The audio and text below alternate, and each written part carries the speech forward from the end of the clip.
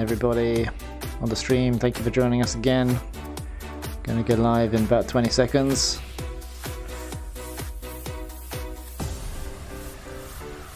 Gonna have to balance these audio levels as well so that we can hear the game and we can hear all the analysis and stuff from various people. Should have those audios balanced nicely. Alright, hello everybody, welcome to the stream. I'm joined today by Joe, Luke and Noah. If you guys like to give a quick introduction of yourselves. Sure. My name is Joe Marmerstein. I live in Cleveland, Ohio. Maybe I'm the only guy from the U.S. on here, I think, so that's fun. Yeah, I've been playing probably about 10 years, coaching the last few years. I do some work with Ultiworld as well, both filming and doing some video analysis, occasional articles. So good to be on the stream here. Luke Bergio. I've been playing Ultimate since 2012. Currently living in London. I'm the mixed captain and coach of Curve Ultimate, or at least I was when there was a mixed season. But yeah, excited to be here. Hi, my name's Noah. I was here last week. Yeah, I just play in Brighton. Brought up in the hex style with coaching for Felix, so I've got that sort of point of view. I haven't got any more interesting things that like Luke and Joe have got. I'm quite young in my Ultimate career, I'd say. So. Yeah, you did some shadow coaching actually of me when I was coaching the university, and you just kind of started and you wanted to introduce you to college, so you kind of shadow coached me for a while, didn't you? Okay, let's get straight into the second half of Boston versus Revolution. Now, first up, there's like an interview. Oh, hello, Kim, by the way, in the chat. Let's listen to this interview with Ariel Jackson. Jumped out to a 2-0 lead, and they're up 8-6 at the half as we send it down to Ian Toner. Thanks, Evan. I'm here with Coach Ariel Jackson. Coach, before the game, you said you wanted to see how your offense would respond to the different looks that Revolution's defense threw at you. How did you feel your offense did in that first half? Generally, I was pretty pleased. There's definitely room for improvement. I thought when we're hucking from flow, we're having a lot of success. It was when we're hucking from a standstill that we were throwing into poaches and putting it up short. So I was pretty pleased, but there's room for improvement. Last year at this tournament, Nicole Canning put her name on the map. Breakout performance. She's got her fingerprints on the stat sheet here in the first half, too. What's made her such an impactful defender for your team? She's really put in a lot of work, both on her mark and her footwork downfield. So she has put in a lot of work on the technique side, but that doesn't do anything unless you hustle. So she's got both. What's the message to the team heading into the second half? Keep the foot on the gas on defense. We might throw a couple different looks to keep the pressure on. And offense, we're doing well, but we can clean it up even more. Go get some shade. Thank you so much for your time. Thanks. Evan, back up to you. Great stuff. Okay, cool. Appreciate Ariel Jackson's time. Ariel Jackson, it's good. Read some of his stuff, I think. Right. Let me know, by the way, viewers, if there's any kind of audio or visual things. Someone asked about the it was Joe actually asked about the random box that was up next to my head or under my head yesterday. I've now moved that next to my head so that it's never hopefully never in the way of the play. To start the second, but first, a look at the first half highlights. Yeah, these are the highlights from the first half. I'm going to turn. The deep space was wide open, and I'm going to turn down the audio like that. Both teams working fairly well in the long space, some beautifully timed puts. So Boston had a set play that they ran quite effectively the first couple of times they ran it. This is it here actually, where they flood across the other side and then hit this player here. But then Revolution kind of adapted to that and put some poachers who were expecting the disc to go over there and stop that from happening. But it's still, very, very tight game. Okay, let's fast forward through this bit and get straight into the second half.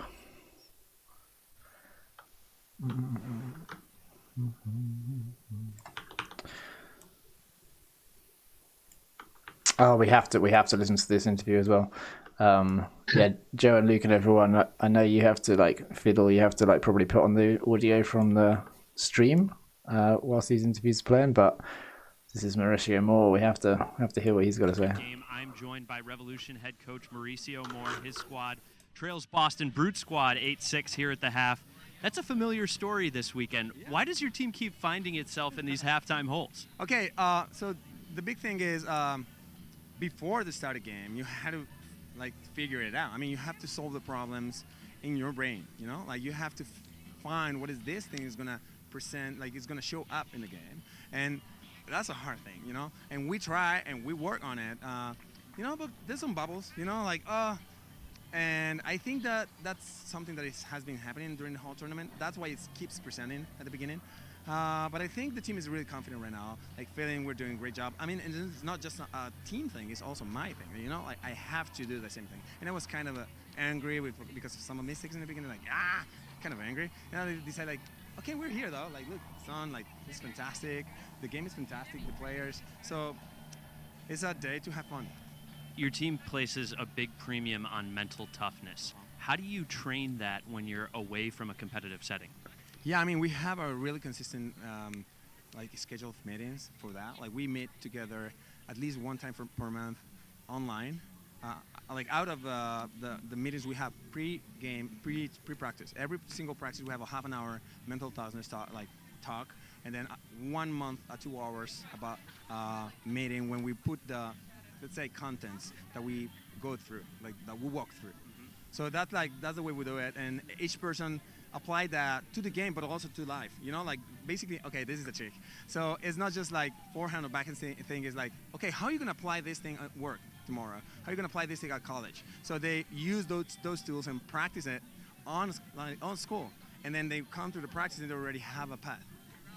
What's the message to your team for the second half here? Well, the message is like, okay, we know why we're losing, and we know why we can win. So basically, just find the thing you have to find. I apologize because I get angry in the beginning.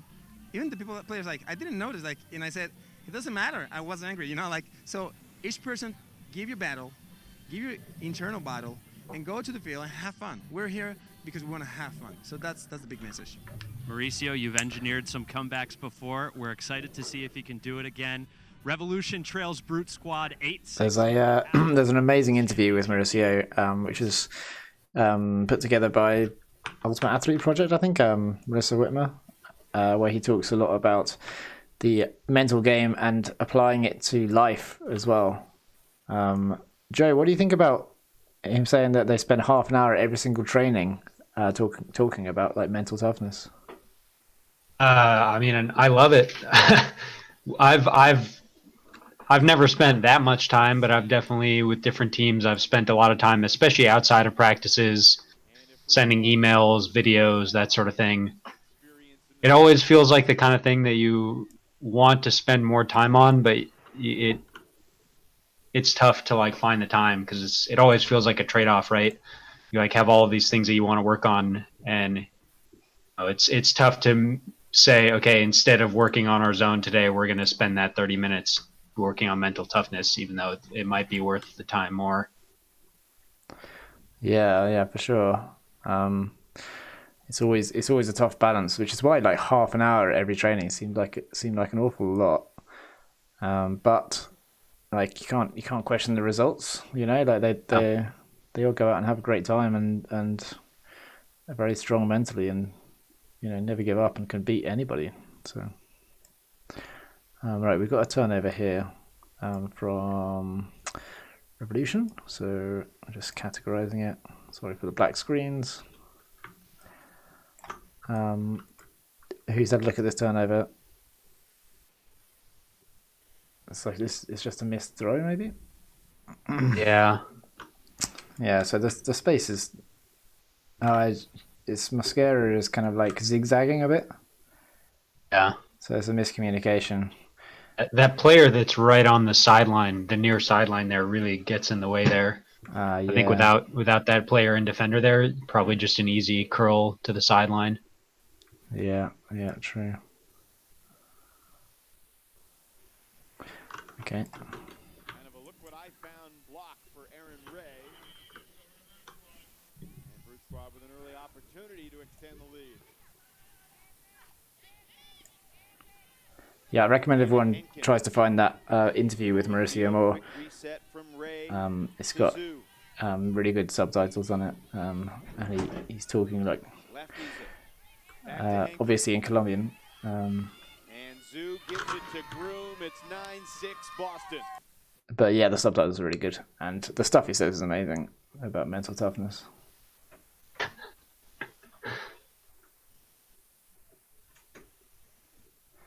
Okay, yeah, Boston's quite patient, right? Just working it up outside the end zone.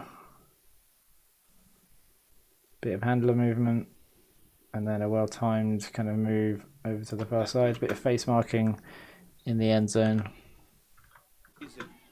Back to Henkin. And Zoo gives it to Groom. It's 9-6 Boston. Revo's definitely trying to do some of that bracketing, but it's tough. That's one thing that I find is always tough in the end zone, because so many teams run cuts from the front of the stack. You have to go pretty far to actually stop that cut, like away from your cutter. They kind of get stuck in that spot where there's somebody poaching in that lane, but she's still like 7 yards away from actually stopping the scoring throw. Oh, so on the scoring throw. Oh yeah, I see over here. Yeah, I think their player's made a cut to this corner, hasn't been thrown. So then she's poaching. But yeah, very tricky. I mean, to have to. You have to make that decision at this point, really, when it's in the air to this player, whether you're going to go in. But if you go in there, then it's an easy, slightly harder, but still an easy kind of like a round throw to the back of the end zone.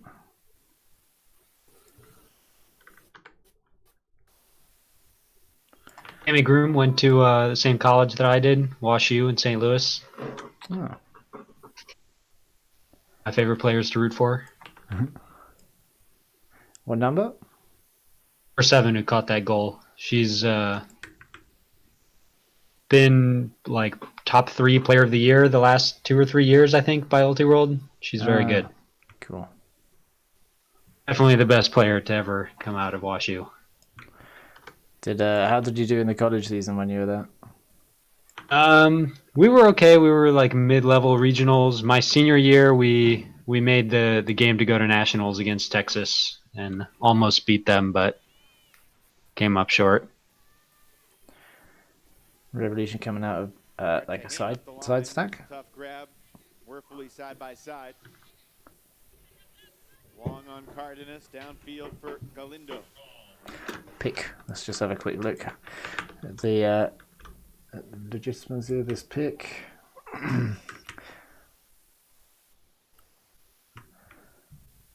So I mean he's marking who here at 0 on 10, right?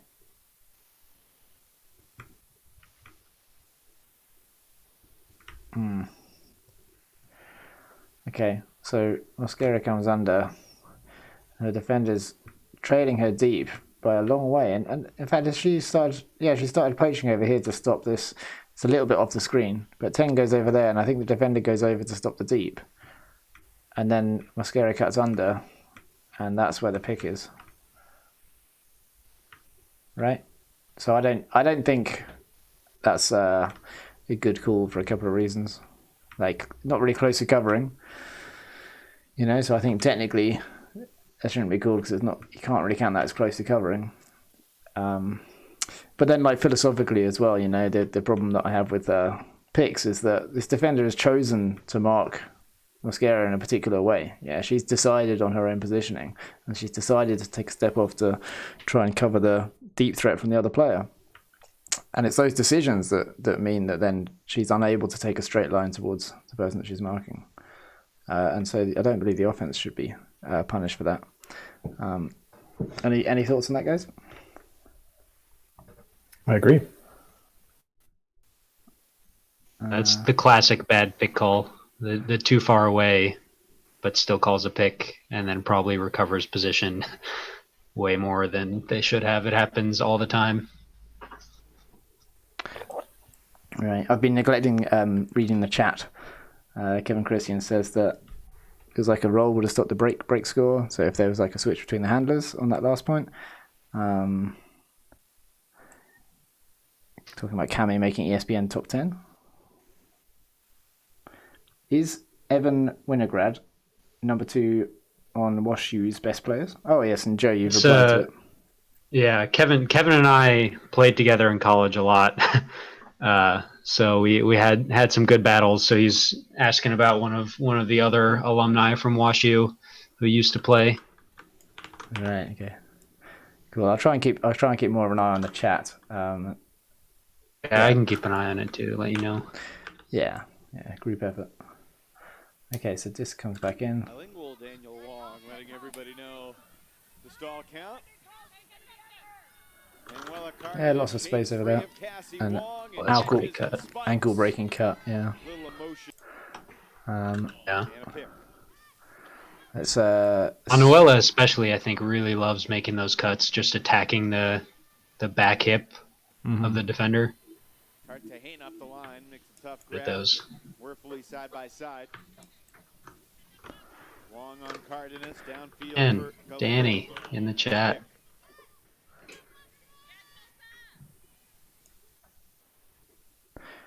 Yeah, I think if your own player gets in the way, it can still be a pick.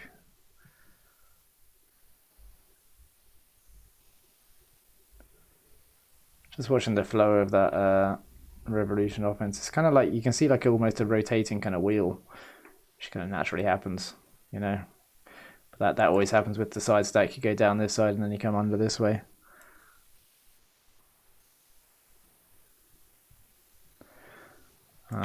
And then after the pick, let's have a look at the cut. Yeah, it's that big understep, isn't it? Oh, it's just teasing the defender into biting on something. Like, both are really like strong moves, you know. Yeah. Committed to the cut just enough to fool the defender and then went the other way. But if you're going to do it, take Yeah. a page out of Cardenas' book. Just was facing the wrong way. If she'd have been facing the cutter, then she would not have been done so hard. See, she can't see where the change of direction happens. Yeah. Because she's looking at the disc. Yeah, you're right. You're right. I guess the hips are turned towards the sideline. And yeah, the hips are towards the disc and stuff. Cool. Thanks. Luke, so just in case anyone's joined late, and we've got Joe Marmerstein, say hello. Hey. And we got Luke Burgess-Yo, say hello. Hello. And then we've got Noah as well, who joined us last week too. Hello. Yeah, Danny in the chat pointing out that Revo really likes sticking on that forced sideline more than other teams. Even in side stack, that a lot of teams will look to swing off that sideline soon, but they work pretty well in that tight space. A little bit unique to them. Right. Okay. Yeah, they look quite comfortable just using that short space on that side. Danny wrote a couple pretty long articles on All Too Rolled a couple years ago about Revo's offense and defense, I think. So he's definitely watched them more than I have. Time to believe him on that kind of stuff. Cool. Dan, do you want to join in the voice? Have you got a microphone? Are you up for joining us in the booth, the virtual online gathering of people who are chatting about this game? If you let me know, I can send you a link. But you can just chill in the chat and add some stuff in. I was finding it a bit hard to kind of read and control as well. So it actually works really well. If Joe, maybe you can make sure that that input from the chat makes its way. Yeah. I can keep reading. I've got it open. Perfect. No problem. Okay, it's like a split stack. Oh yes, the split stack. I love it. It's one of my favorite. I wrote an article on that play. Well, partially. Yeah. Back when I was in college. Yeah, I don't see it that much. Yeah, I remember it was pretty popular back in maybe like 2011. Yeah, it's actually gaining quite a bit of popularity. I see a lot more teams running it nowadays. Oh, right. And I'm actually working on another project related to it. So now some extra time on my hands. There's some more stuff maybe that I'll be working on with that. It's one of my favorite setups, one of my favorite plays. Oh, cool. All right, look forward to it. We've got another pick here, which is should have been a switch. A lot of picks should be switches.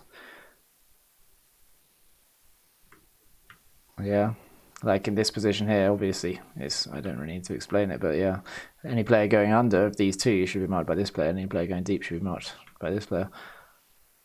But there's the old crosseroo, and whether it's a pick or not, I mean, it probably is, right? Yeah, it probably is a pick. But that's because, again, the defense is in tension, you know. I mean, yeah, to take a straight line to the person, pretty much has to go through. Looks like she goes a little bit away. But yeah, I'd say that's like a more legit pick call, but a pick is still a silly rule. and the defense, if the pick didn't exist, then the defense would have to sandwich here, right? So they'd have to train to be able to sandwich. So there'd then be much more heads up, better defensive players. If they were able to then, you know, sandwich and switch on the fly. But don't need to, because you can just go pick. I feel like I berate picks a bit too much. Give them more rest. We had a level 1 hydration break, which gave them an additional 3 minutes, and they're professional athletes in his eyes. Vert stack now. I guess they changed it at the stoppage. Yeah, he said we needed 6 points. It's kind of strange. Yeah, I think that split stack is usually just the initiation play, and then it transitions pretty quickly. Right. Most teams into hoe or vert. It's interesting that the vert is like the opposite of split, right? Because you got the line down the middle, which is normally the line of space. And split. Closing speed from Mosquera, you see that? Oh, yeah.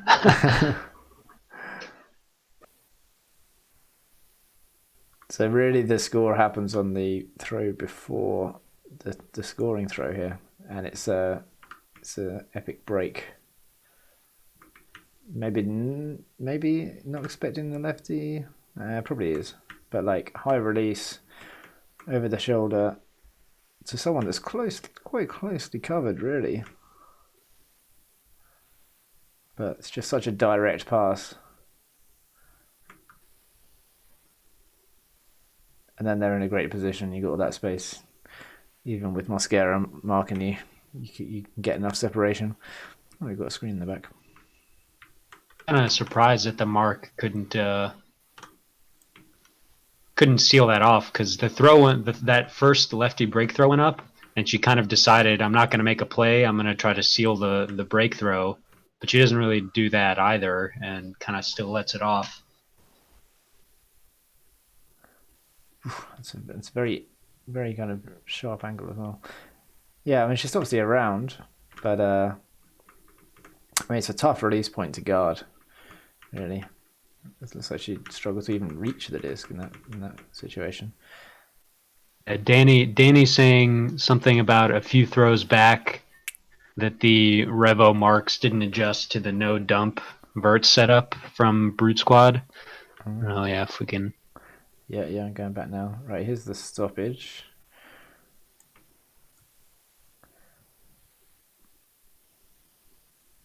So now there's no dump, or this is the dump. Yeah, the dump's still there. Yeah, I think maybe maybe not this either. I don't know. Maybe after this. Nope, still hanging back there.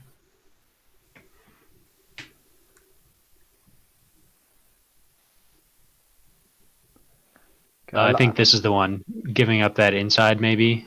Right. Yeah, giving that big inside window. Yeah, that's it. That is it. There's no need for the force to be right the way around there.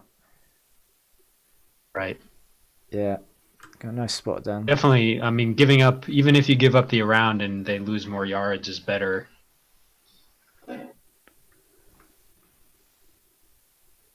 Yeah. There's those steps there. She's always like she's faked that lefty back in like 3 times. Yeah, you want to come around on the forwards like that when you have like another player off the screen here, so that then the defender can then maybe come into this kind of space, especially when it's on the line. So it can be useful to be that far around if there's a player there, but when there's no player there, then not stopping anything. I like the lefties. I know one of the players is left-handed, I think, but the inside-out lefty backhand breaks. Here we go. This one. It's really nice.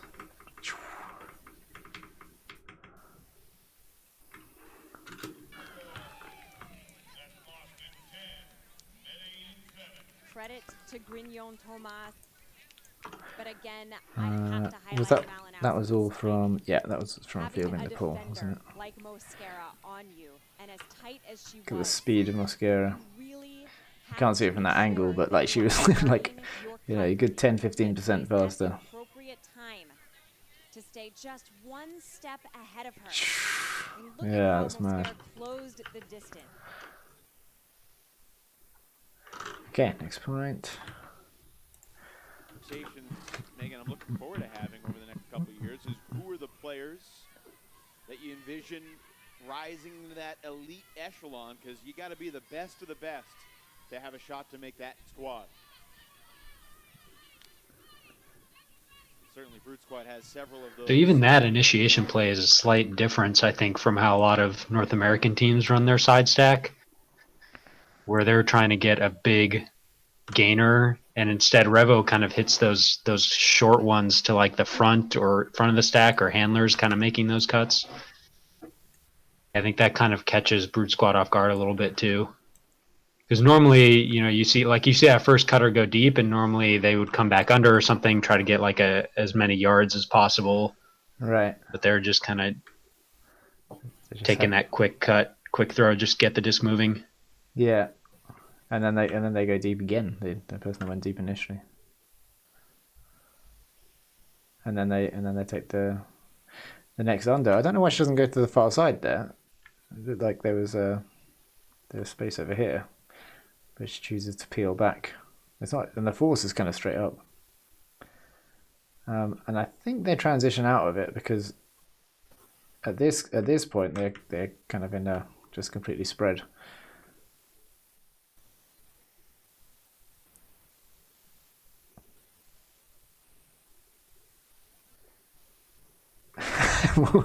You see that fake?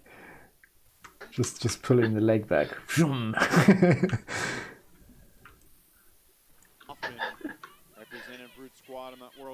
I like it. It's like winding up the core, Oh, another pick. Let's have a little. through my repeated analysis of picks, I might persuade some people that it's a silly rule. Okay, so pink are on offense. I mean, yeah. No one should be running into each other here, right? So it's a bit silly that the pink players run into each other. But if the offense are going to run into each other, like the defense should be able to take advantage of that. Like as soon as these offenses are close together, the defense can sandwich. Like why would the defender want to be in there? But you can't blame people because that's all that they know.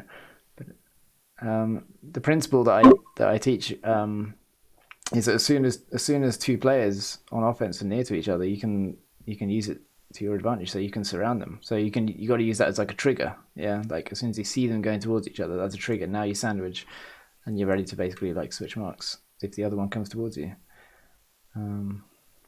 Also seems like the Boston players are marking them like more tight than they need to. Really, I think they're probably more best suited sitting out more in the space and that's on the open side as well, than sitting like 2-3 feet away from their defenders on the break side and end up running into each other.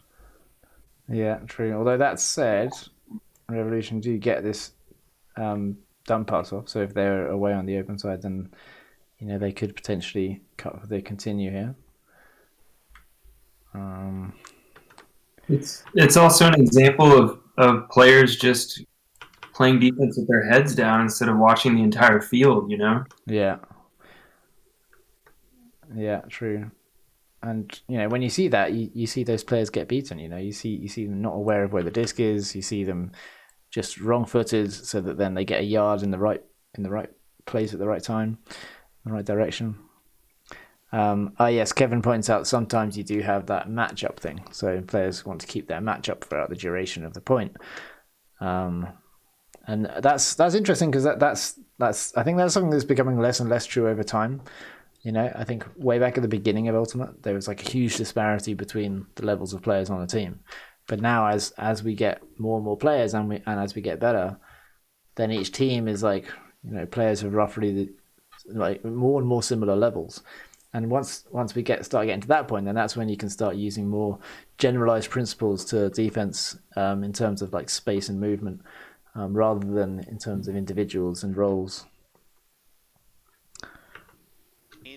Yeah, I mean, I think I'm not sure I agree with that last point. I think you're definitely seeing more general, I guess, like general competency defensively, but you also see that offensively.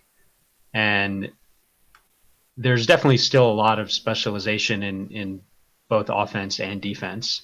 And, like even just like the physical abilities, right? Like me, I'm like 5'9".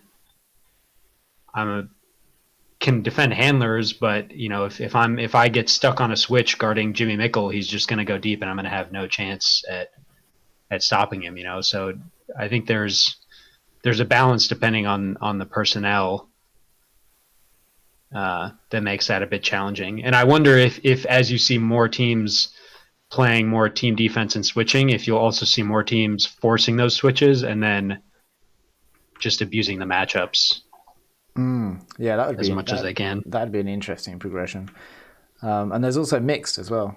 You can think about mixed, like when we played when I coached GB in 2015, we did Flexicon defense, and we would actually quite happily switch to a misgendered matchup, but that's if then the female player was taking the under and the male player taking the deep. We'd be very happy to do that, and then we'd have to engineer the reswitch afterwards. And just having that challenge of having to reswitch meant that we learned a lot about when you can switch and when you can't switch. As soon as you get involved in that whole world of dynamic team defense, then you learn a lot. But yeah, I do agree there is a lot of specialization and stuff going on at the moment, and will probably be forever. So we got Mosquera over here marked really, really tight, really far away from the disc. So I'm sure Noah will agree, sitting off a little bit on the open side and almost saying like, okay, yeah, you can throw a disc over to this far corner if you can, but stopping that open side corner by giving a few yards that way, especially against Mosquera, right? She's got to be faster, I suppose not significantly, but yeah, I definitely wouldn't want to be caught that close, because it's just like a shoulder fake almost, and then like one half step backwards or a full step backwards, and that's it. She's gone. You could see in this position that number 3 on Boston could have picked up Mosquera on that cut across. Yeah, because the defender points as well. Yeah, that's what the defender wants. But I think she's been marking Mosquera like that pretty much the whole point anyway. So I think this is fair, given that she can trust 3 to get this poach and help up the line. But I think, yeah, in general, probably should stand a little bit further off to take away the open side more. Yeah, I agree. I was just trying to get my cat in the stream. Rue was going to walk over the desk. Yes, that's what everybody wants to see. Yeah, it's gotta happen. Rue, if you're not ready now, maybe later, okay? So this was, I'm just categorizing it now whilst we watch the replays. This is Revolution, fielding the pull and scoring. Picks up her second goal of the game. Revolution hanging around, but they're still going to need 3 breaks to come back. And Kim says that his club Goldfingers uses the pick and roll technique to shut down any standard handler movement to take away a kind of easy power position or break. The pick and roll, so not related to pick, but yeah, the pick and roll I think was maybe Kevin made a comment about referencing basketball, which is sort of what I was getting at with the taking advantage of matchups, because that happens in basketball all the time. You have one player who's can get good mismatches. You force a switch, and then that player just attacks the mismatch. Yeah. And he's got to go back to work. Yeah, right, Danny. Pretty cool. Cool. Okay, thanks for joining us, Dan. See you later. We're streaming on Friday. Player Trope. Launching deep. Schwam.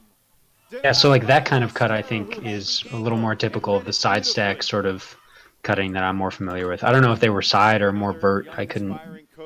Wasn't paying attention, but yeah, so they're side stack and they get that like 30-yard gainer up the sideline. Yeah, so it's this deep cut here is what we saw Revolution as well. But with Revolution, we had one of these players here basically then go under, and but with Brute Squad, it's the player that's cut deep that comes under, and then you get the massive 30-yard gainer, which is. You can see the Revo almost poaches it though. There's that one defender. I can't tell who that is, but from the middle of the stack. Yeah. That might be Valeria. Yeah, I think that's her. On that open side for a cutter, who's it going to be? Player Trope. Yeah, she does have a look, doesn't she? Deep. And I think this might be. Is that Mosquera's original mark? I've got a feeling that. Yeah. Yeah. Okay, that is Mosquera's original mark. But you see, the player that's poached goes deep, and Mosquera's then with 2 people deep. And I think maybe the receiver tries to milk it a little bit into the end zone. No, it's in the end zone. Just probably not expecting Mosquera to come in so fast. She's always surprisingly fast. Denied by Mosquera, who had the angle. Let's have a look at this replay. Revolution. This is Brute Squad's first turn of the second half. Nice. Great play. Oops. Okay, there we go. Player. One well earned by Mosquera.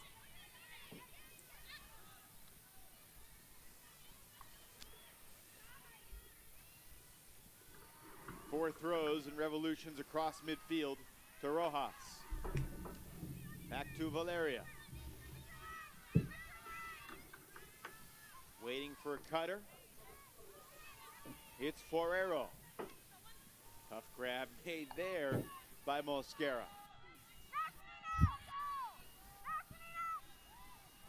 Keeping that disc off. Everyone's a bit disconnected now because they've stacked up in the end zone. Oh, pick. Let's have a look. But yeah, that's caused them a little bit of trouble. The fact that they all started stacking and then there's suddenly like trouble going on. Like there's no immediate pass. So I think the pick is like over here. Oh, I really liked how well the Revo players, when they got the disc on the sideline, they were like not even facing downfield at all. It was literally just looking at the opposite sideline. All the players were. I think they did really well at that. Probably 3 throws in a row. Let's have another look at that. Yeah, you can tell by the feet as well. The hips. Well, I mean, she's twisted a bit, but the hips facing in field. Next after this throw.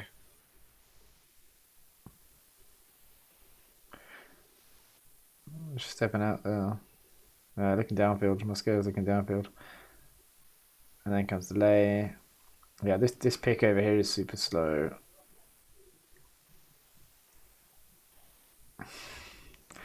It's just frustrating. Like, there's no need for that call.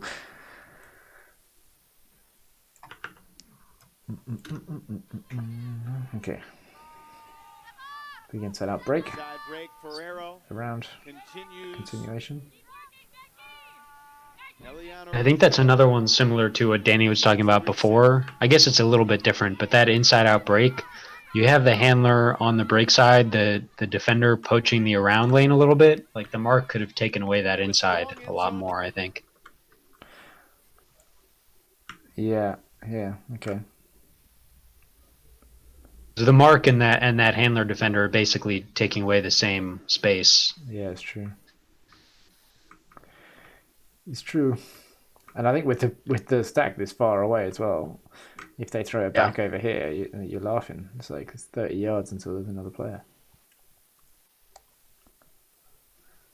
One interesting thing that Jimmy Mickle talked about yesterday in his stream was that the Pony offense, especially that game was from 2018. He said, especially in 2018, their offense was like 1 or 2 people moving and 5 people standing, like almost always, like by design, basically, which I think is even by like North American isolation heavy offenses, even that is still pretty extreme.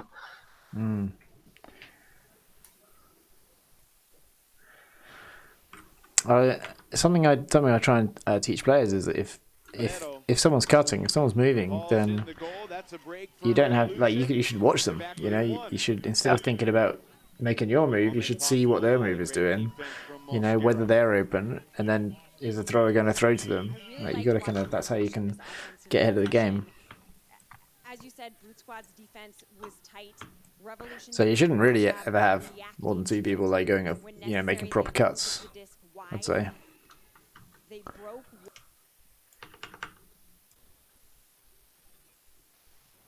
Maybe that's a bit of a generalization. I am a proponent of Hex, which is kind of an awful lot of movement. But again, you know, even when I'm playing in Hex, just making sure I've got good spacing and then looking at what other people are doing. Split stack again, it looks like. Kind of hard to see. Yeah, it's that same play. Yeah. Split stack classic. The defender's all kind of covering a similar thing now. Still with just 6 turnovers in the game, Revolution with only 7. Oof. It feels like that should have been defended, right? This pass through the middle. This player is kind of like looking for it, but no. Okay, fair enough. Throw the needle. There's a tight space. Ray swings it to Angela Zhu.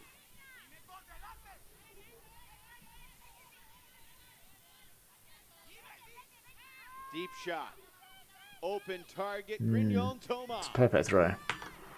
And a nice put from Tulsa. Like it didn't look like the cut was particularly energetic. It was just thrown nicely out of space. Let's look at the cut to get the disc before throwing the assist. Yeah. Just a slight overcommittal on the break side from Vero, and then yeah, the movement from the back. Yeah, the defender runs the wrong way, and the defender turns their hips the wrong way, right? On that understep. If you then turn your hips like that way, then that's when the offense then can just be like, right, I'm going to throw it out to the space. You can't make up those yards. And a nice put from Tulsa Douglas.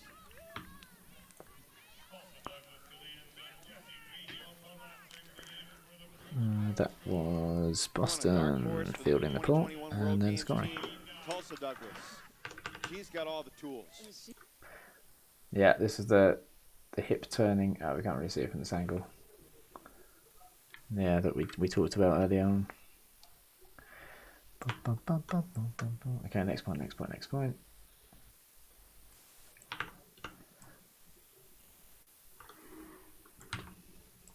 Chen, we talked about her. Yuga Shao from AMP, Claire Trope from Riot.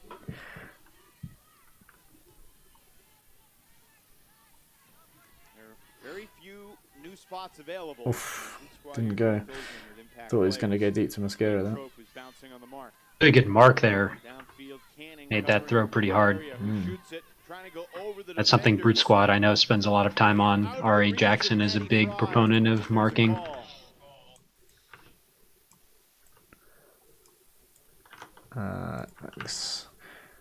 Russ Allen asking about how you'd recommend turning your hips in that last scenario.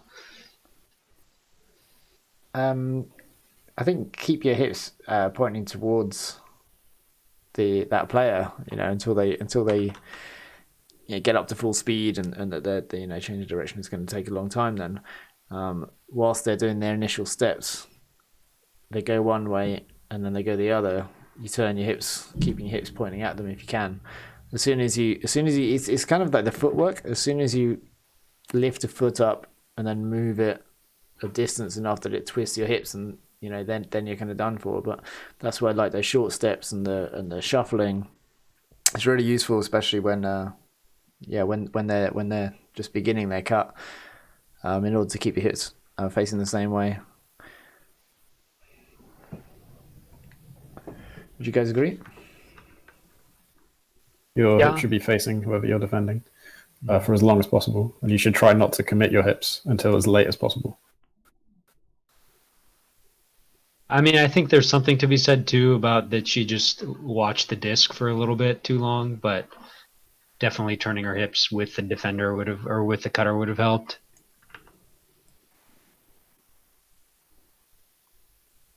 What about there's I think two really good marks in a row to pressure those throws. Stop the first tuck and then force the second one to be really not where it was intended, I think.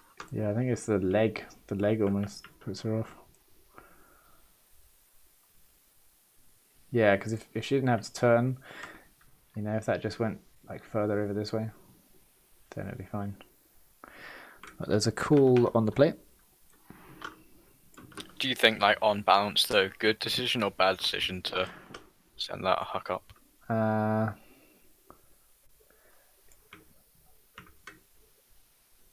think it's a very difficult throw. Especially there's a help defender in decent position, and the original defender is in pretty good position, so it's target area for that throw to work is very small. Dump option. She's facing that dump option, but she's just staring downfield. Oh yeah. Yeah. There's one here. That's what Luke's saying. Should we play over that? Okay, let's have a look at this call.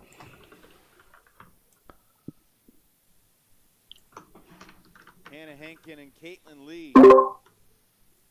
Does anybody think that he could have been more successful by throwing the same style of throw out to the right side of the end zone and just looking for number 10 to run onto it to kind of win that one-on-one matchup?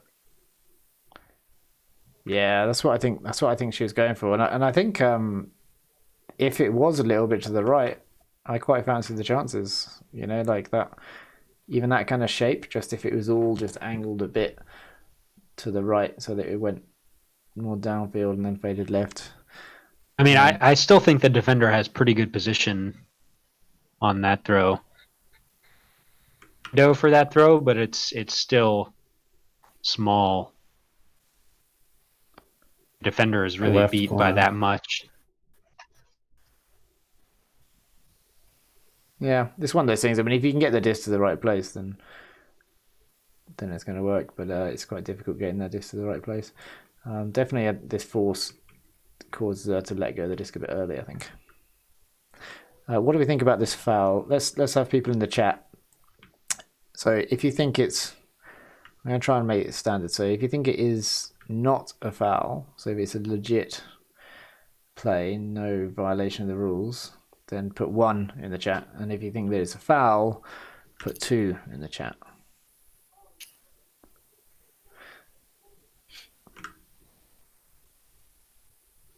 Okay, I'm in. I know what I think. What do you guys reckon? I think it's a foul. Looks like on that first swipe right there, she just hits the the offensive player's arm out of the way, which prevents her from being able to catch it with the left hand. I mean, it would have been a tough catch anyways, but she swipes at it, doesn't hit the disc, and just hits the offensive player's hand out of the way. Yeah, that's what I think as well. The chat seems to be a little bit divided, but majority of chat are saying that it's not a foul. I'd like to hear some justification of that. Which is a foul? Well, the player in pink is making a call saying that the contact affected their play on the disc, right? And I can't see what the argument is that it didn't, right? I mean, the defender comes in, swipes, hits the hand here, and then the Colombian player, has a second bid, but like their hand is not where it's supposed to be, so now they got to do a completely different catch in the in the course of like a fraction of a second. One or two. Okay, so one is that it's legit play. One is like no foul, this is fine. Two is like, oh, there's a foul there, foul happened. I'm trying to standardize the ones and twos. So like one will always be like nothing, and nothing went against the rules, and two is always going to be something went against the rules. So uncontested foul, good stuff. Benjamin thinks it's a foul, but only just. The throw is bad. Lots of foul happen on bad throws. Yeah, but a bad throw doesn't mean you can just foul anybody. It's not like, hey, it's fair game.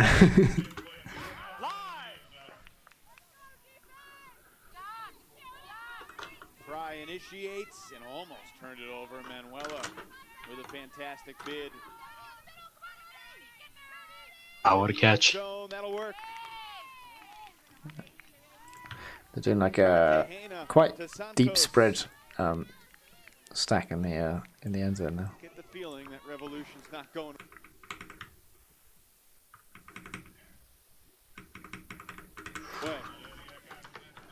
They never do, and they never will.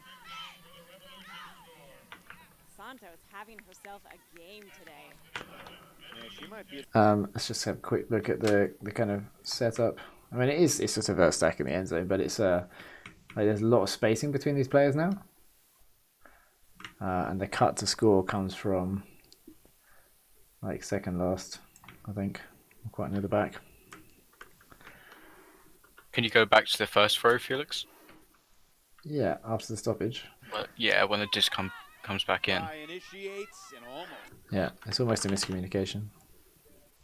Yeah. So much trust in that play though. Oh yeah, she does stop as the disc is released, right? Yeah, just before it's released, she hesitates, and then has to just throw herself at it.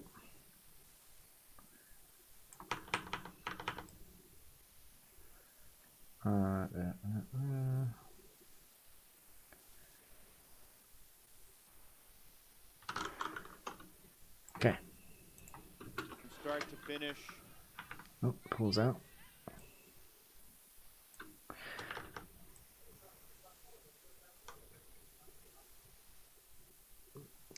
Lot of faking immediately. You want to talk about a team that also exhibits mental resiliency. Okay, that's interesting. I mean, they clearly were planning something, but then it didn't happen. So I think maybe the plan was just to do. There's a cut happening in the back, but maybe she wants the disc just to go over to the break side, but then there's a poaching defender here, so they're doing like a good bracket around the stack, and that's successful. It's a successful bracket because, and she doesn't like this back end because she knows there's a defender lingering over there. It's a successful bracket because from a break mark, then they have to look at the dump. Oh, and then you just get it out. There's a deep option, but Mosquera's covering it. Kind of. She can probably make up that ground. Regardless of the score, they rarely look beaten.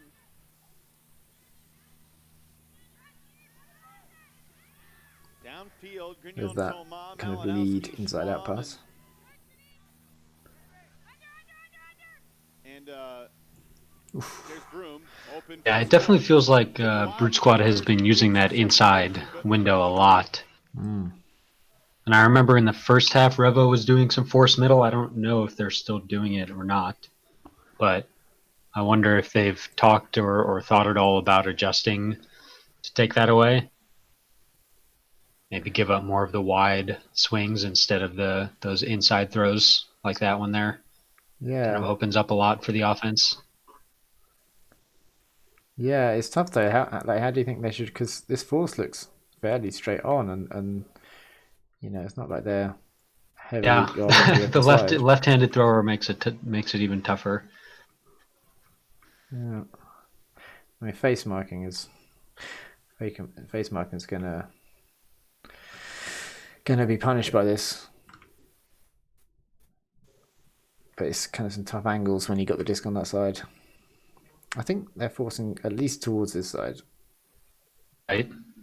And then there's a round break. So maybe this is Brute Squad then showing, okay, well, you're going to take away my inside out channel. I'll just use the around. Yeah, I guess in the end zone or close to the end zone, it's definitely tougher to do that because even that wide throw is just a goal. But you pointed out that their mark was pretty flat and they still managed to get that throw off. So maybe they are making that adjustment and Brute Squad is still beating them there. Yeah. Was the longest any Brute Squad player held on to the disc? I mean, other than that, they're releasing stall 1. Thump defender position, number 13.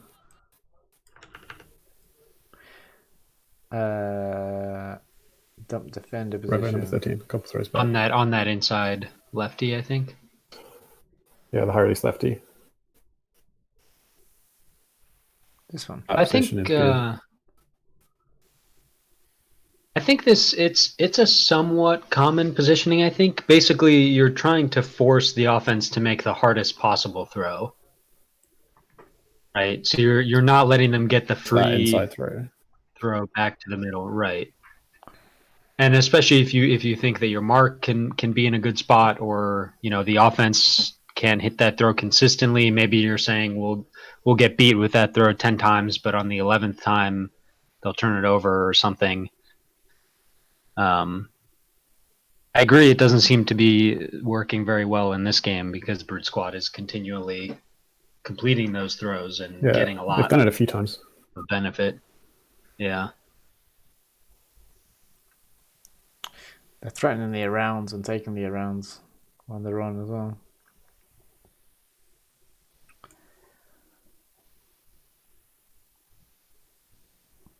You've got people chatting to you, Joe, in the YouTube. Oh yeah, it's an old college teammate of mine just giving me a hard time. There's some talk about fakes as well. Yeah, the faking on the initial play that you sort of talked about too. Yeah. So in my view, there's 3 main purposes to faking. One of which is like really, really beneficial especially against like good opponents. So there's faking to communicate to your team, like I want you to go here, or I don't want to throw this. I'm not going to throw that. There's faking to move your mark, right? But we've all read the article of great throws don't fake, right? And then there's faking to get the defenders committing, right? The downfield defenders. And the thing I love about that, and why I think it's by far the most valuable, is a believable, realistic, purposeful fake will get the best defenders on the other team committing. Yeah, if there's like a viable deep throw and you fake the correct throw, then those best defenders will continue to commit whilst you're going through that fake until the point of the pump, and then that's when they will actually have committed the most. And when you get those downfield defenders committing, then that makes your downfield offensive players free, right? They get immediate yards without even having to move.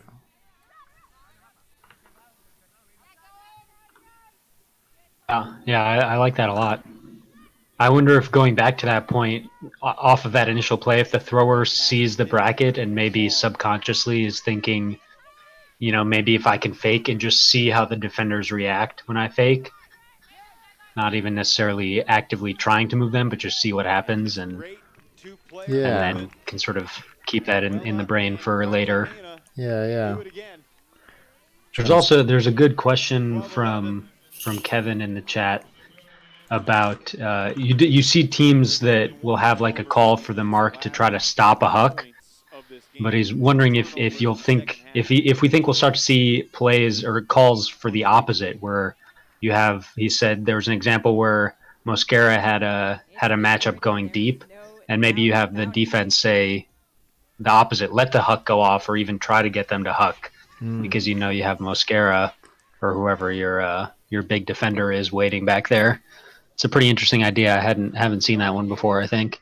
Yeah, just allow it. I mean, I make those kind of decisions like when you see, either when I'm on fours and I glance at my shoulder, or if I'm downfield and I'm thinking about a switch, and then you see that there's a kind of fairly closely contested cut that's happening, and then I make the decision, right, I'm going to completely allow that to happen, because I trust my defender there has got a good enough bid, that's a fair enough chance at a turnover. So kind of like, that's fine, I'll let that happen. And then but if the cut happens and someone's completely free, then that's when you make the decision, like, oh, okay, I'll nullify that completely, so they have to do something else. But yeah, forcing the huck, I like it. It's like a defensive trap, and that's another level as well of defense, is being able to coordinate enough so that you set up traps for the opposition. There's another pick.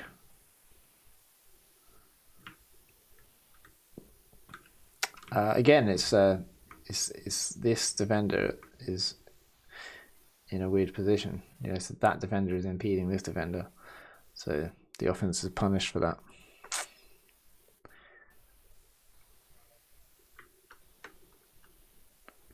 I say the offense is punished. Some teams think that stoppage benefits the offense. Depends on your system, I guess.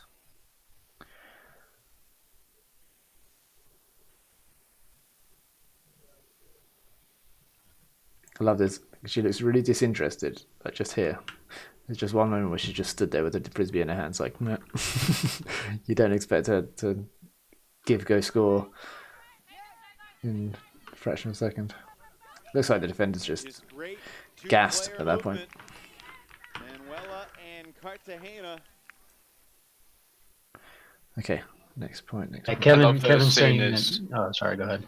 I love that as soon as she puts the disc down as well, the defender like copies her and puts her arms down on the force, like just copying the motion, and like just is letting everything go because the disc is not. She doesn't think threatening.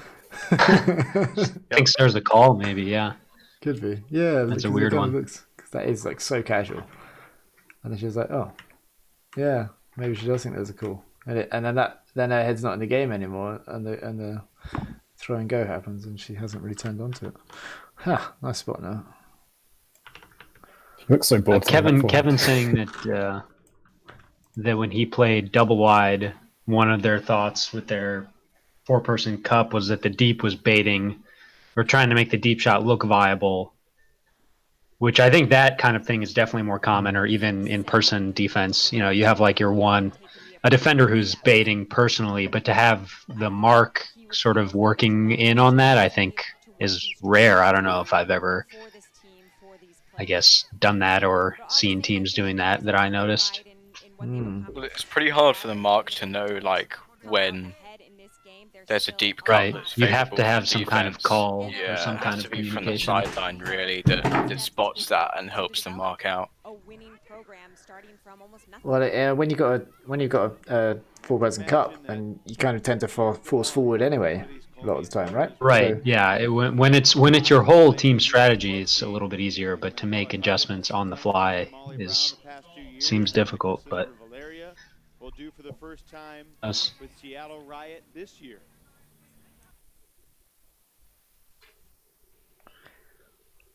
I'm not sure what the call is there. Let's try and have a look. The U.S. club scene. Maybe a stall? Oh yeah, it's a stall. Oh, we can do the counting thing. It is this player, right? Yeah, it's this player. Okay. And she catches the disc. From almost nothing. Actually, now obviously the stall can't come on now, but she catches the disc and remember this, 2:11. So 2 seconds, but 11 frames, which is almost half a second, right? I think it's 25 frames per second. And then Mosquera probably gets within stalling range here, I think, which is, let's see, when she puts that foot down, that's close enough. And that's at 4:29. So it's, wait, 29? Oh, okay, so it's 30 FPS, all right. So, what was the first one? 2:11, 4:29. Chat, you might have to help me with the maths as well. And then this comes out of the hand at 12:26. So 2:11 is, that's like a second, and that's 10 seconds and a half. And what was the other one? 4:29? 4:29. So is that like just over 8 seconds? Just under 8 seconds? Just under 8, yeah. Yeah. Okay. Well, so I filmed the tournament, and every stall out I timed, and it was 8.3 seconds was the average. So 8 seconds, just under 8 seconds, isn't pushing it too much. I mean, in an ideal world, in an ideal world, the stall count's reduced by the rules anyway, because 10 seconds is really long. But obviously, ideally, people don't fast count, but inevitably they will do, just because heart rate's going faster and stuff. So 8 seconds, fair, but contesting it is fair as well.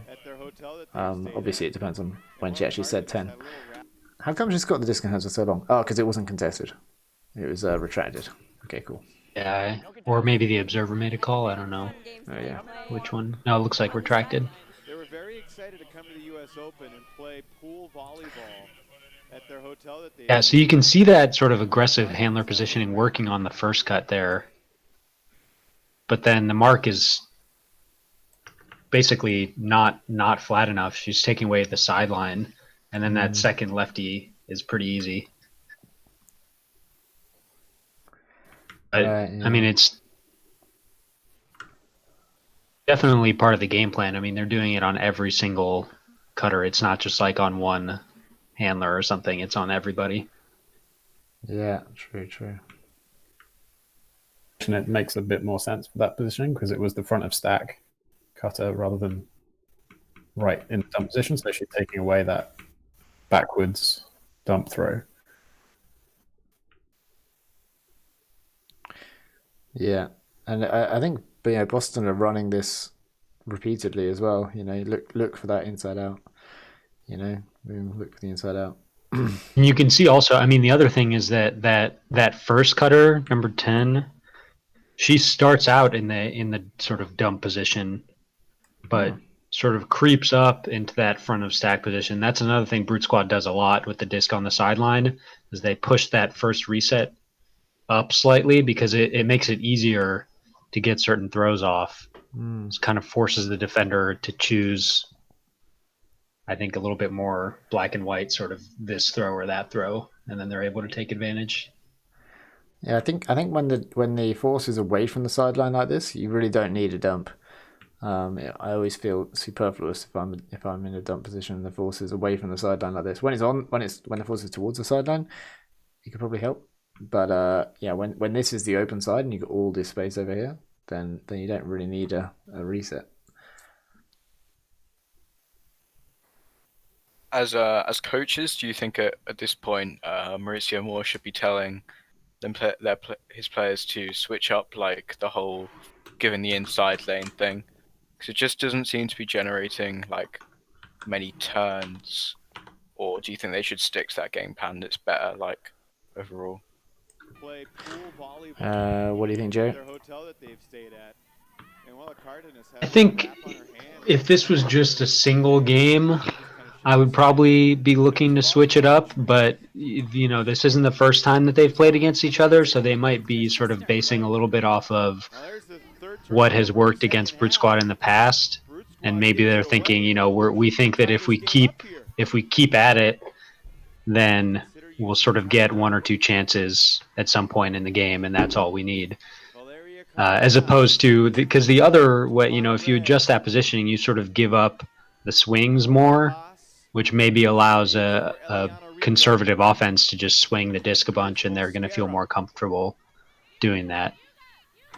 But I sort of agree, if you're viewing it as just a single game in a vacuum, then it definitely doesn't seem to be working very well this game, and I'd probably look to switch it up somehow. With Revolution looking for the equalizer, just like yesterday. Timeout called. We'll have a look at that bid. The first and only tie of the game was at 12-12. It was a game to 13. Ravi's saying that the ideal stall count is closer to 9 than 10 because there's no pause between stalling and 1. Oh yeah. that was a relatively recent change, wasn't it? So still can't. Is it? Is that a? I don't know if that's true in USAU or not. I thought there was supposed to be a pause, although I know that nobody really does it. So interesting. I'll have to look that up. I think it changed in Worth of maybe 2017, maybe 2019. I think 2017. Not sure. Here's Ferrero.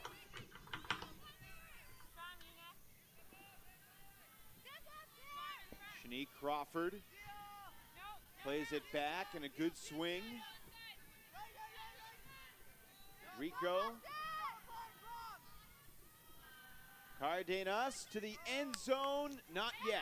Oh, I love that travel. I love that travel. It's a classic. Where you try and throw it into the end zone, but you run out, and then you walk it back up to the end zone line. Into the end zone, it's Mosquera. It's such a, like, people don't realize. A missile from Cardenas. Yeah, but it happens like relatively frequently. Okay. Evan's surprised the defender didn't bid on that throw before the travel. I'm surprised too. It looked like they had a good shot at it. Yeah. Just within like a layout distance, right? I thought it was going to be a turnover. I was surprised to see it completed.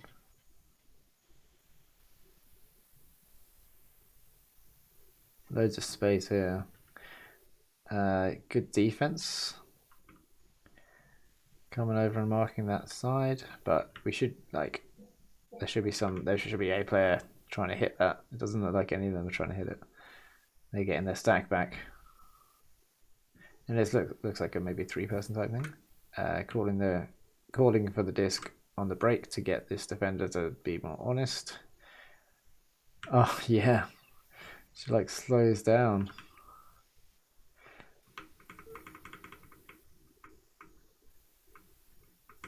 Looks so close, right? Or maybe she... Maybe just the trick of the camera makes it look closer than it is. I don't know. Yeah, because I think they're crossing paths, so she's having to take a slightly different angle, and I think she would have to dive hard to the left if she wanted to get that. Look at Mauricio in the background. Ooh. It looks like it might be in too. It's kind of hard to see the line, I guess. Yeah, yellow and green. No, it's probably on the line. But yeah, no, I love this travel. Quick, go back to the line.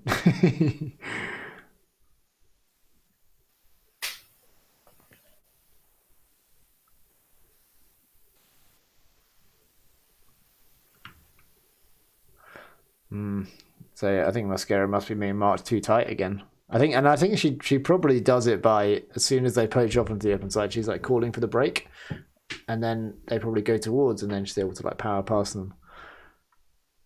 Can't really see it because off screen, but we saw her calling for the break earlier on, so I imagine that was done again. I mean, there's got to be some reason why she keeps being marked really tight on the far break side. It can be so tempting to try and force it when you're at the doorstep for as many possessions as Revolution. I think like one of the first points of that game, that break side over the top did come out. So maybe still thinking about that. Yeah, okay. It's probably on the line. As Revolution was.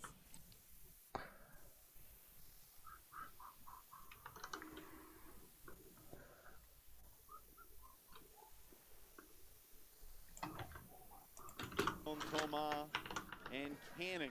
Oop. Out of bounds pull. Quite a few pulls out of bounds.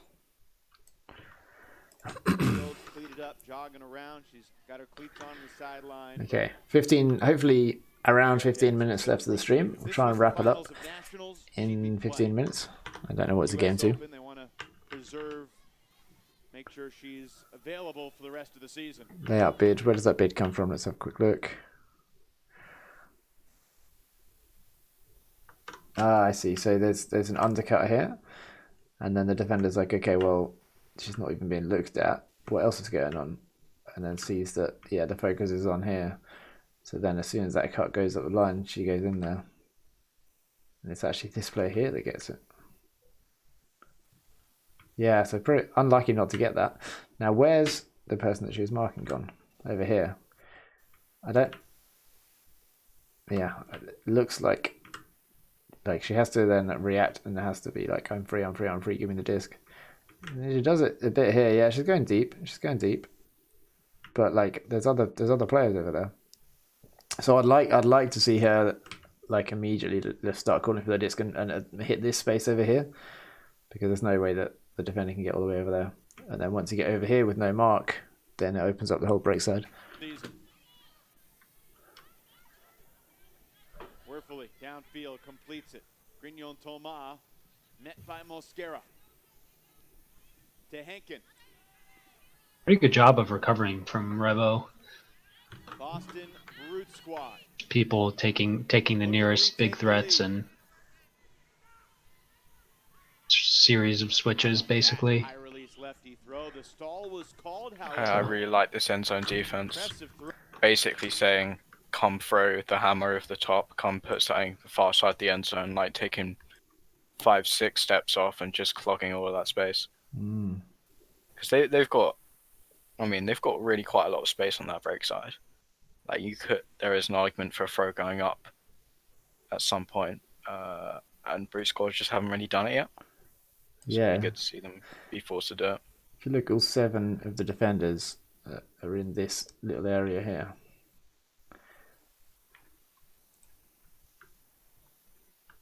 Does mean that when that the swing happens, the dump pass happens, that they're in a bit of trouble though. Or they should be in a bit of trouble, because the player who picks up that dish should be looking all to those players who've been left on the break side. Okay, catches the disc at 21 seconds exactly. Releases it at, with the lefty backhand, by the way, 32.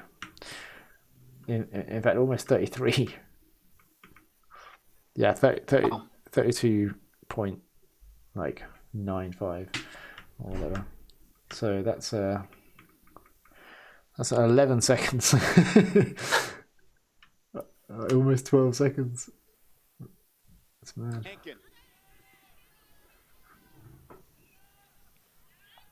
It does feel like the Revolution players should get a reward for that defense, to be fair. But you know why? Let nothing go. It's because there's contact call. Is contact a call in US? Yes, contact reduces the stall to 0, back to 1. No, in the US. In the US, it does that. Yes. In WIFTF, it just goes down. In the US, 2 seconds. Right. In the US, it's like a foul that doesn't stop play, assuming it's uncontested.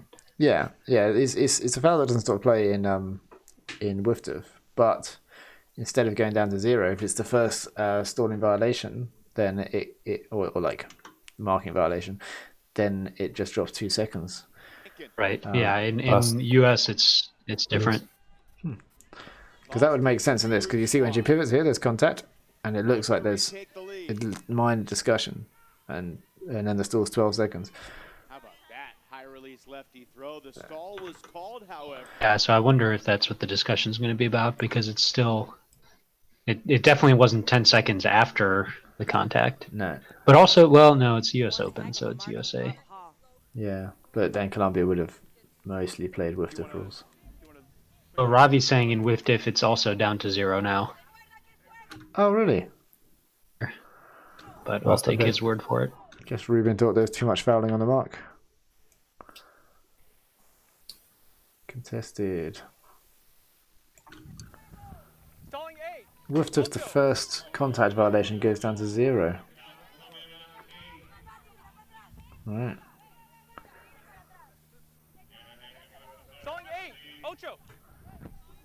Choosing not to go to the observer and play a contest, throwing this one to the end zone, and it's converted. Cassie.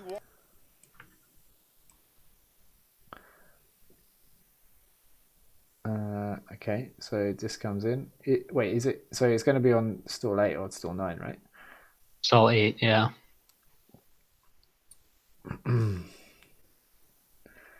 Okay, just throw the frisbee to the space or to the person. It's interesting. You can actually see that closest defender. When the throw goes up, she thinks it's going towards the break side, and she takes a step that way, and then immediately realizes it's wrong, and kind of gives a clap like, "Damn, I missed it." A player in the back corner. She was expecting something more to the break side, not straight over her head. Okay. I feel like given that clap. this is, I feel like given this coming in like 8 or 9, and given that there's that poach at the quite shallow, like quite near the disc, the two, not Manuela, but the other two like defenders further the back of the stack should be looking more at the disc, see what happens, because they're like really protecting the up the line cut, or like the red zone cut, but that's sort of covered. So there's sort of like 3 players doing one job in 2 seconds, where they only need to do that job for like 1 or 2 seconds. Right, yeah, there are 2 defenders stopping that space there, which is going to be hard to hit in 2 seconds. You're right. Okay, next point. We're going to run out of time, but we will finish the game. I haven't gone past it, have I? Yeah, here we go.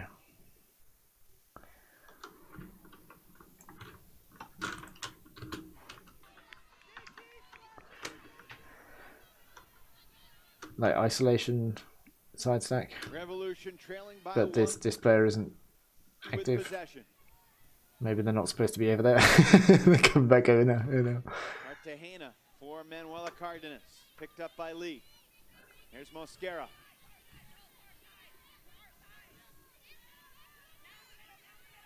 It can be demoralizing to guard some of these players, frankly, on both teams. Thanks for the rules clarifications, Ravi. It's very handy. Don't want to spread any misinformation. And even I learned something about the basic rules.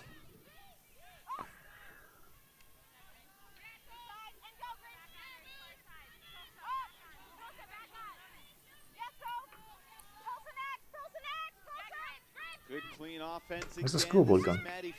Back to Cartagena.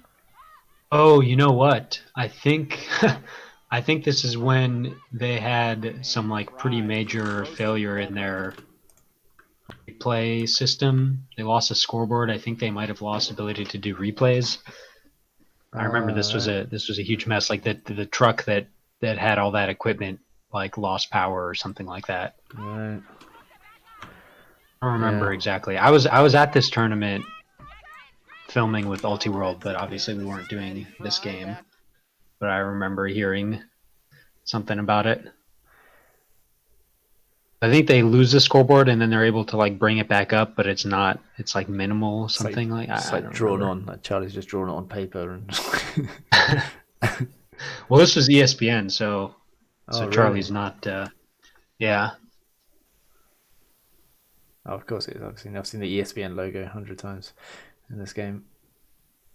Like nice spacing here from Colombia.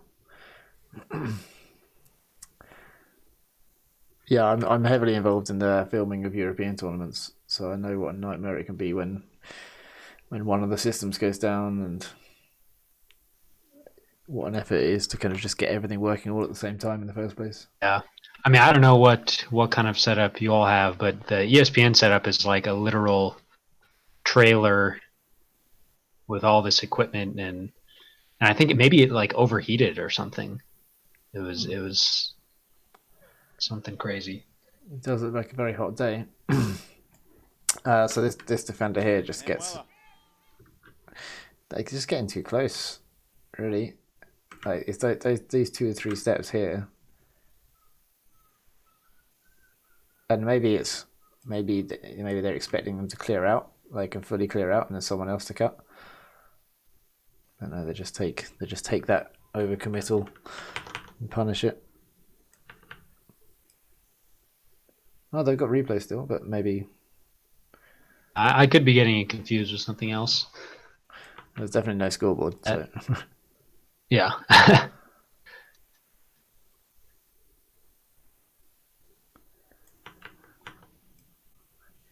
Whoa. One of the cameraman's having fun. In the women's division at the U.S. Open. So I did this at Worlds. Oh, it's because they said get the scoreboard on the thing. And then they got trapped into infinity. So in the Worlds 2016 final, I was on camera 2, and it's incredible bit of equipment. So I was kind of practicing getting used to it, and panning across the crowd and stuff. And then Elliot Trotter was doing the switching, and he started switching to me without kind of saying. And then I'd hear someone like say something in my ear, and I'd be like, "Oh right," And then I realised that not only was I live, I was on the jumbotron. And then as I panned across one time, I saw the screen and I was like, "Oh, that looks interesting." And I just started zooming into the screen, and I zoomed all the way in until it like took up the whole screen, and it started like flashing and stuff. And Elliot said, "Don't do that, Felix. I think you might break the camera." So I said, "Oh, I think I might break the universe."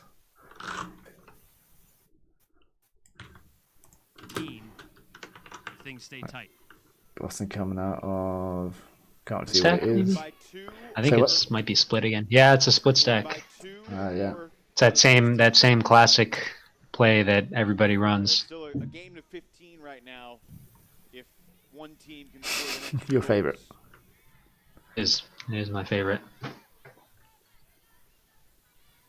Which is maybe a little more confusing than it used to be. These players know the situation, though. Although I bet some of them don't. Yeah, the scoring system in Ultimate evolved because people were playing incredibly like when it was just to points. When it's to time, then players would just play incredibly like containing defenses when they were up. Chow downfield for Trope to the end zone, too far ahead of Schwam. Right, okay, turnover. Let's just have a quick look at why this is a turnover.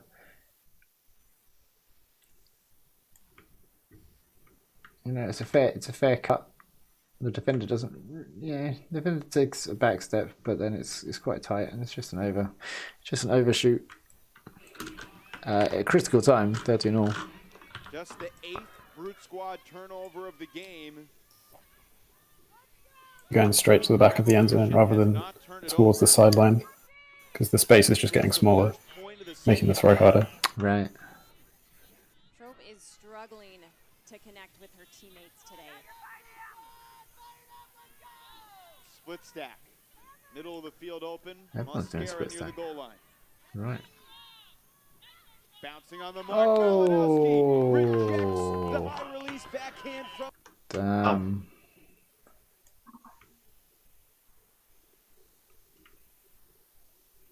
I think she used that same exact throw earlier in the game. The like bring the disc high up and then throw that high release.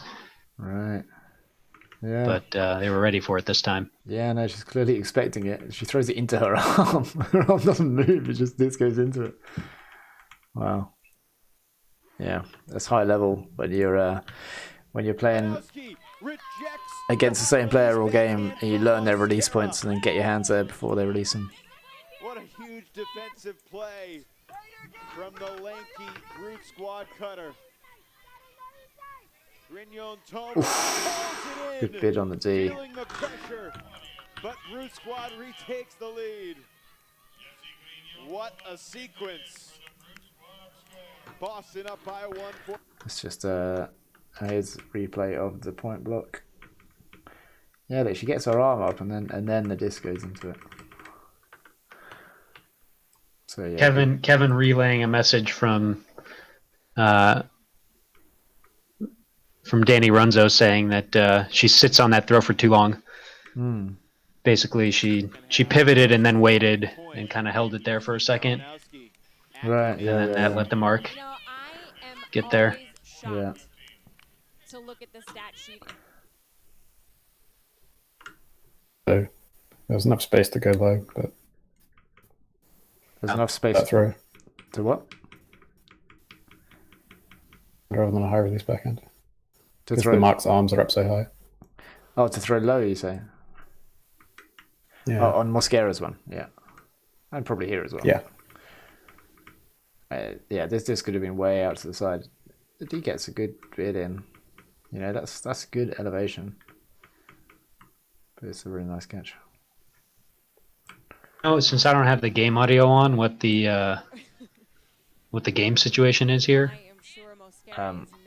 Tap or? Does anyone in chat know? Like they did say something about it, but I wasn't focusing. Yeah, I don't remember what the final score is. I guess that would probably help us out a little bit. It must be to 15. It must be to 15, right? Because it's 14-13 to Boston now, I think. Hey, Rue. Right. Yay, Rue's here. Hello. In USAU, doesn't it go to 16 if it gets the 14 all? Yes. It's usually win by 2 unless the cap is on. Okay, I can't see the screen now because my cat's in the way. But I'll just look around her. So, did we come to a conclusion as to what the games do? Either 15 or 16. Be to 17 then if it's win by 2, theoretically. I'll see if I can find the final score. Cap. Maybe don't do that. It might give away the ending because I mean I could just do 2 clicks to like show the end, but we're going to cover the whole game anyway, so we might as well just stick with it. Still see Groom not buying any Manuela's move. She gets one step deep, and that throw's going out the back. Out of bounds. Let's have a quick look. That turnover. Seems like maybe the wind is picking up a little bit, or I mean, we don't have the flags in view most of the time, but there have been a couple of those throws that flooded or that flew too far out the back. Last few points. Yeah. Yeah, true. You sort of see the flags in the back there, but it's only in that corner.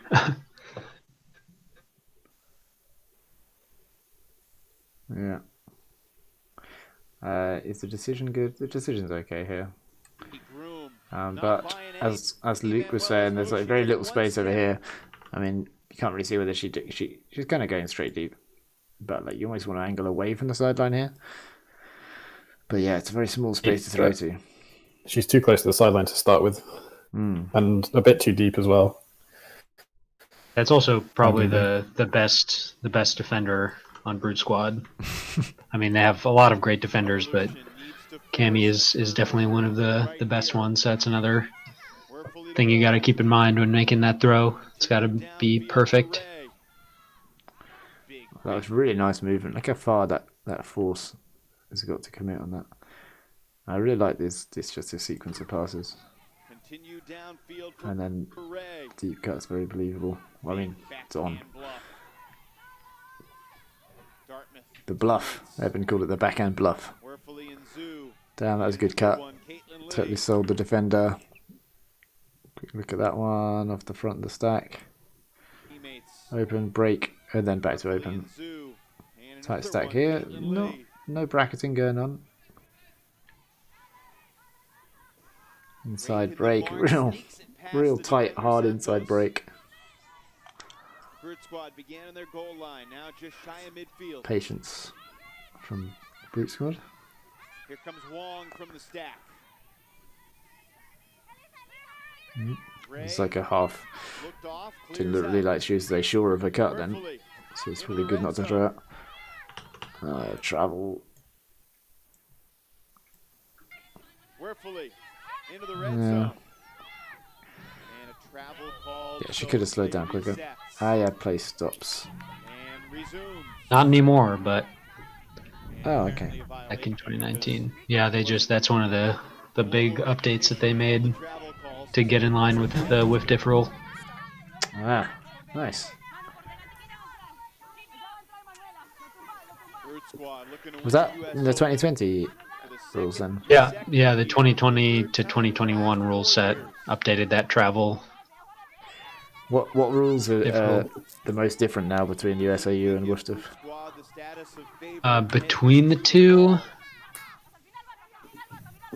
I'm not sure actually what the big difference between the two are. There's still some differences on fouls in USAU if you get the disc first. Yes, less that's likely true. To be a foul. But that's they a did cultural add issue. They did add the dangerous play, or I should say, update the dangerous play. Yeah. But like a cultural difference between the USAU rule writers and the whiff diff rule writers.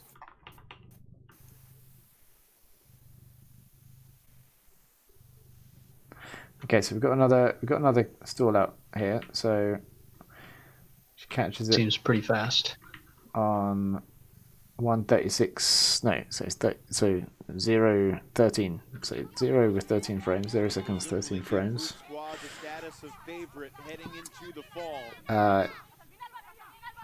So you can see she's looking at this cutter here who gets free open side, but then this defender then stops it. So then she's like, oh, there's got to be someone free, and then she just ends up lofting it into the middle.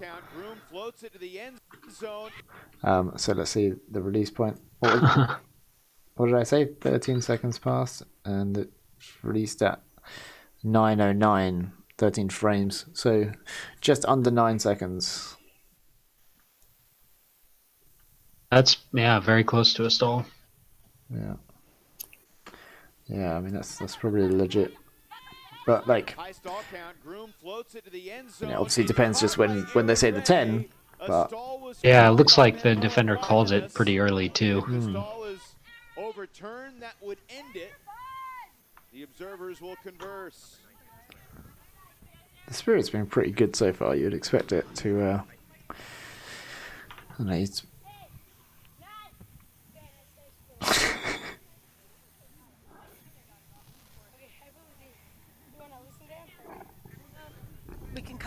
Oh, did you hear Rue? Rue made a little noise. Okay. Coming back in as a contested stall.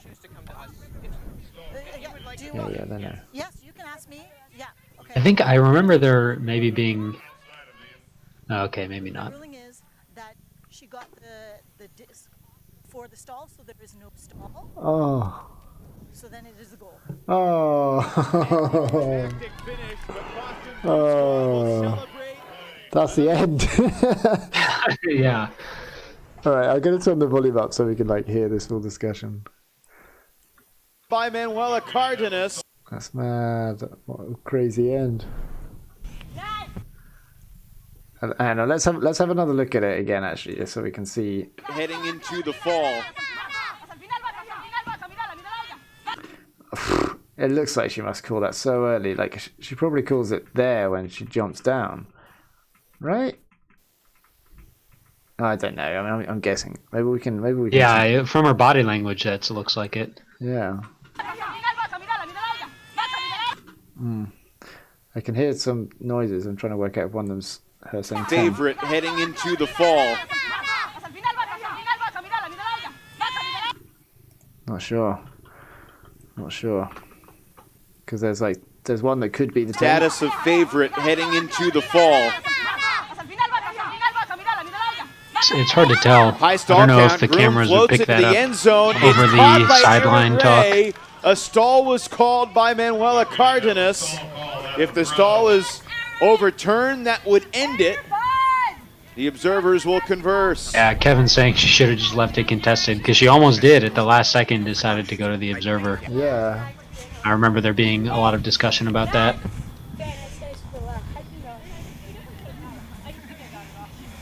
You want to listen to him? We can come in as a, we'll come back in as a contest. No quiere ir. Are you sure that you don't want to go there? Yeah. Okay. Okay. So it's coming back in as a contested Oh yeah, stall. I think it was that Yeah, like they decided. Manu she at first thought that they had to agree to go to the observer. It sounded like, and then once she maybe realized, I can just.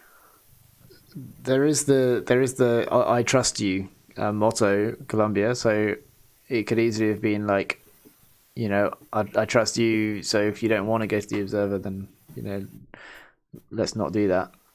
But maybe it could have been a misunderstanding of how the observers are utilized as well.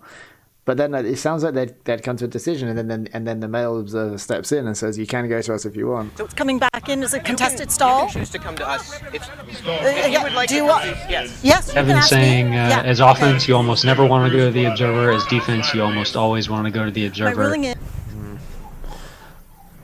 I mean, I guess you could just always, make the right call, and then won't matter. Rue is saying hi. Yeah, that was actually the microphone stand making that noise as Rue rubbed against it. It's exciting. Let's just... Okay. So he comes in and says, "You can go to us if you want." Do you want? As a contested stall. You can choose to come to us. Do you want? Yes, you can ask me. Yeah. Okay. Will stay with Brew Squad, however, outside of this.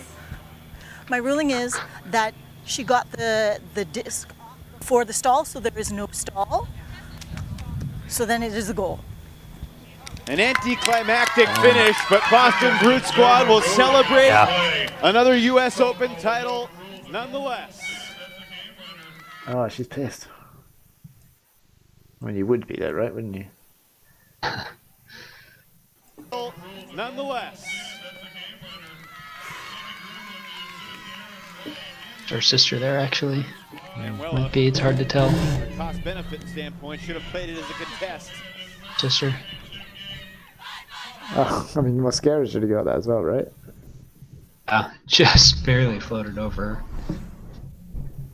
It heads up, too, from the stack to go get that.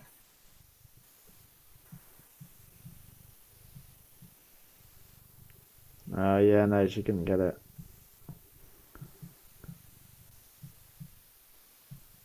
Oh, damn, this is so frustrating for number 14. Watch number 14's hand. It's like under the disc, and then she starts falling, and she's like, "No!" She's trying to like desperately bat it away. Oh man. Let's have a look at the stall again. Just see the reaction here. Might be able to see the mouth on the T. Yeah, her mouth is open the whole time, right? Like, so I can't see for the pixels. Okay, if it is released, like it's either exactly the same time she opens her mouth with a 10, or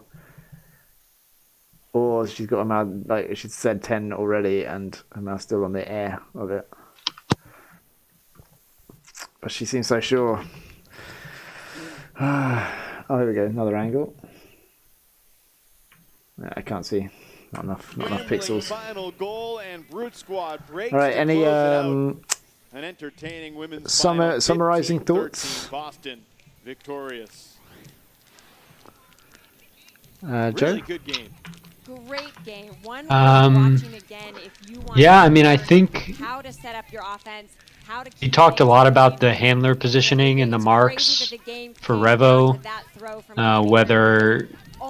whether that was effective. Basically, they were playing very aggressively on the front of the stack in the handler position, forcing them upfield, and they gave up a lot of inside windows to that sort of area of the field that definitely seemed to give Boston a lot of movement on their offense. I think that was definitely one area that stood out, and then the adjustments you mentioned, especially through the first half of trying to take away the pull plays that Boston was running from Revo, and the sort of switching and bracketing they were doing, especially off the pull. Luke? Any closing thoughts? Yeah, I agree with Joe. I thought, well, so it was a really high-level game. Both teams demonstrated a lot of high-level skills, really good disc skills from pretty much everyone on the pitch. I mean, the conditions were favourable for that, so you'd kind of expect it. But it's also good to see both teams sort of giving it everything the whole way through the game. Like neither team looked particularly sort of tired and burnt out by the end of it, and they kept the level of play high. Yeah, the one time that a player seemed tired was that thing that Noah pointed out, where she was like lulled into potentially thinking that it was a stoppage, and then I was that was funny. gassed, but actually, kind of she thought she thought there was a stoppage. Cool. Noah, any closing thoughts? Yeah, I think like on the defensive side, I think Revo looked a lot better when they stepped off a bit more, got a little bit more poachy, looked around at the help. I think Boston, there was a lot of times where they sort of got a bit burned because they got drawn in too much to marking tight on defense. But I think probably the difference was just how solid like the throws are for like, you know, at the top of the roster, yeah, maybe really similar disc skills, but I think Boston's like bottom of the roster disc skills are actually quite a lot better than Revo's bottom of the roster disc skills. Like pretty much every player who got the disc on Boston was so happy to like throw the lefty insides, you know, hit like ridiculous inside channels every time. It didn't seem like it was the same player doing it every time to me. So I think that might have been what kept it a bit more clean for them. Yeah, no, so I agree with that as well. Yeah, I like what you said about like Boston marking very tight, and sometimes even when the player was far on the break side, and how that kind of played against them a couple of times, but at the same time they're kind of playing to their strength, and physicality, and it caused a couple of weird picks as well. But yeah, they're playing to their strength in that regard. But the defense at the end, like that point block, it was huge. That made a massive difference, and that's a lot of experience there, like learning the release points and getting your hand and stopping that throw before it comes out. And other than that, I think everyone's summarized it very well there. Well, thank you very much for joining me, Joe, Luke, and Noah. And having us on. It's a lot of fun. Yeah, we'll be streaming again on Friday. Have I decided what game to do yet? Yeah, I think I have. Yeah, we will. Thank you, YouTube viewers, as well, for joining for this live stream analysis. On Friday, we will be live streaming and analysing the 2018 USAU National Final between Pony and Revolver. So I hope to see you there for that. Join us for that. The footage from this should be available in the link that's at the top of your screen right now. Yeah, thanks again for everybody for joining. I've had a lot of fun, and I shall see you on Friday.